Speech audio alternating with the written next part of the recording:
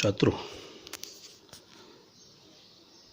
साहित्य जगत इस किताब में अब तक हमने 4 कविताओं को देख लिया है, इकाई 1 के रूप में।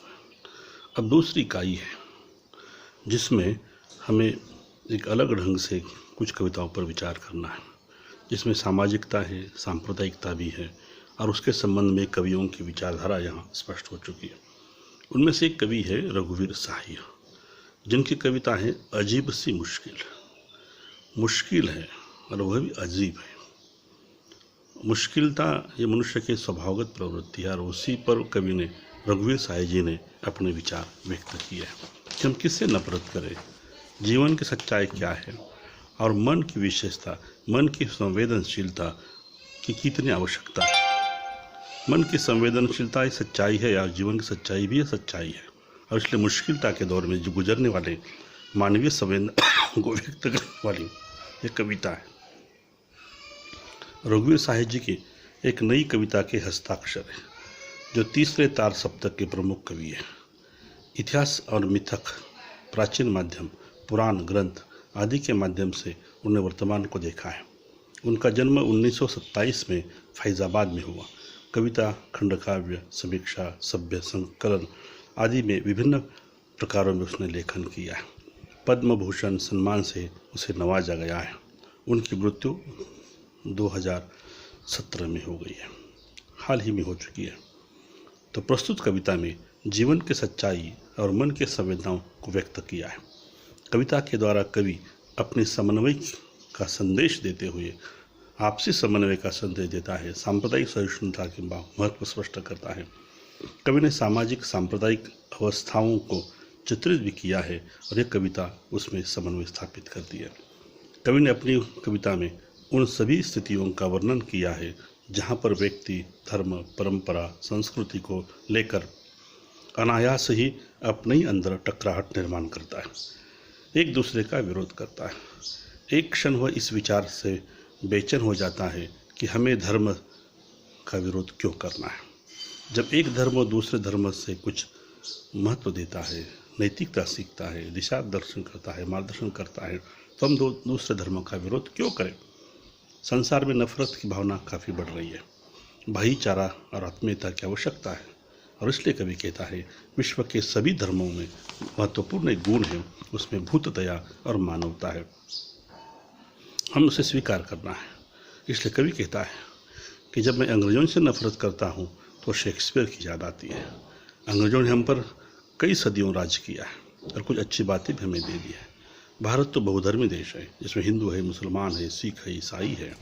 हर धर्म की अपनी अपनी व्यवस्था है, अपनी अपनी परंपरा है, आचार विचार है, धर्म रचना है, धर्म ग्रंथ है, और उससे हम कुछ ज्ञान प्राप्त कर सकते हैं।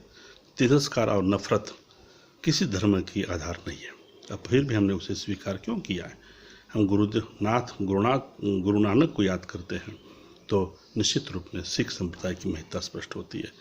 हम जब ईसा को याद करते हैं तो भूत दया पर बात आती है। दक्षिण के त्यागराज है, मुत्तु स्वामी जैसे विद्वान लोग हैं, उन्हों को हम याद करते हैं तो हम संगीत, साहित्य आदि क्षेत्र में उनका योगदान स्पष्ट कर समझना आवश्यक है। कभी अपनी व्यक्तिगत बात कहता है कि एक प्रेमिका ने उन्हें धोखा दिया। कभी उसे नफरत करता था, इतना ही नहीं उसे खून करना चाहता था, परंतु जब मन में बुरे विचार आते रहे तो मगर उसे अंजाम नहीं दे पाए। जब वो कभी प्रेमिका उन्हें मिलती थी तो वह अपना मित्र, अपना बहन उसमें देखता था। कभी अपने प्रेमिका के प्रति, धोखा देने वाले प्रेमिका के प्रति भी सम्मान और प्रेम की भावना रखता है। कभी मानता है कि विश्व में मानवतावाद की स्थापना होना आवश्यक है, जिसके लिए मन की शुद्धता आवश्यक है। एक दूसरे के प्रति नफरत न करना है, बल्कि एक दूसरे से प्रेम करना है। कभी कहता लाख कोशिश करो फिर भी आप नफरत मत करो, तो उल्टा हम उसे प्रेम दे दो या नफरत की जगह प्रेम की भावना बढ़ेगी तो शायद ये विश्व सुख में कल्याणकारी बनेगा। यह संदेश इस कविता के माध्यम से कवि ने दिया है। इसलिए नफरत की मुश्किल है उसे कवि स्पष्ट करता है। तो देखिए कवि क्या कहता है। एक अजीब सी मुश्किल में हूँ मैं, उन दिनों मेरी नफरत कर सकने की ताकत दिन प्रतिदिन क्षीण होती जा रही है। नफरत की भावना कवि के मन से दिन प्रतिदिन नष्ट क्यों हो रही है। वो कहता है अंग्रेजों से नफरत करता हूँ तो 2 सदियों पर हम पर राज किया शेक्सपियर आड़े आ जाते। अंग्रेजों का राज और शेक्सपियर का साहित्य हमें अलग अलग महत्व देता भी है। हम जब मुसलमानों से नफरत कर लेते हैं तो सामने गालिब आता है। गालिब की शायरी, उनकी रचनाएं हमें कुछ बहुत जीवन का संदेश देती है। सभी धर्मों में समानता की भावना, धर्म स्तंभ साफ की बात करने वाले गुरु नानक भी है। सिखों की नफरत करता हूँ तो गुरु नानक की याद आ जाते हैं।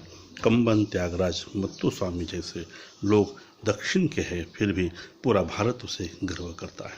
नफरत हम नहीं कर सकते। ये सभी धर्मों की बात करने के बाद कभी अपनी एक जीवन की अनुभूति देता है। कहता है, वह प्रेमिका जिससे मुझे पहला धोखा हुआ, मिल जाए तो उसका खून कर दूं, कभी बहन की तरह, कभी तो प्यार घुट पी कर रह जाता। मतलब ऐसे धोखा देने वाले प्रेमी को भी बाद में बहन के रूप में प्रेम देना चाहता है।